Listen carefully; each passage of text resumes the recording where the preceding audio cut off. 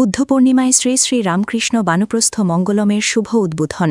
বুদ্ধ পূর্ণিমার পুণ্যদিনে শিলচর সেন্ট্রাল কমিটির শ্রী শ্রী রামকৃষ্ণ পাঠচক্র প্রার্থনা গৃহে সকাল 10টায় দিব্যত্রয়ী পূজা ও ভোগ নিবেদনের মাধ্যমে বানপ্রস্থ মঙ্গলম আনুষ্ঠানিকভাবে শুরু।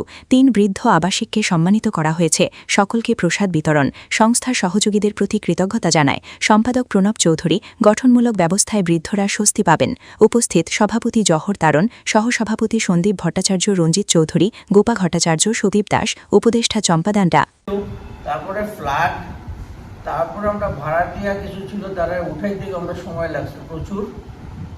তারপরে 2021-এর শেষের দিকে আমরা আস্তে আস্তে সমস্ত কিছু ক্লিয়ার করার পরে আমরা রিনোভেশন স্টার্ট করলাম।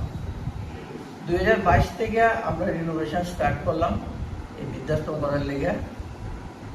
তো আপনার বোর্ড দেখলে বুঝতে পারবেন তারা সাহায্যেই কিন্তু আমরা আজকে এই পর্যায়ে আমরা উপনীত হইতাম পারছি।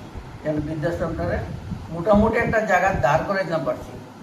অনেক খামতি থাকতে পারে আমরা, কিন্তু আমরা আপাতত এই পর্যায়ে আমরা আইছি সবের অনুদানের সাহায্যে কিন্তু আমরা এটা করতাম পারছি। এর লেগে এই জন্য আমাদের অনেক সময়ও লাগছে আমরা করতে, প্রায় 5 বছরের মতো আমরা সময় লেগে গেছে এটা করতে। তো আমরা চেষ্টা করছি যে শিলচর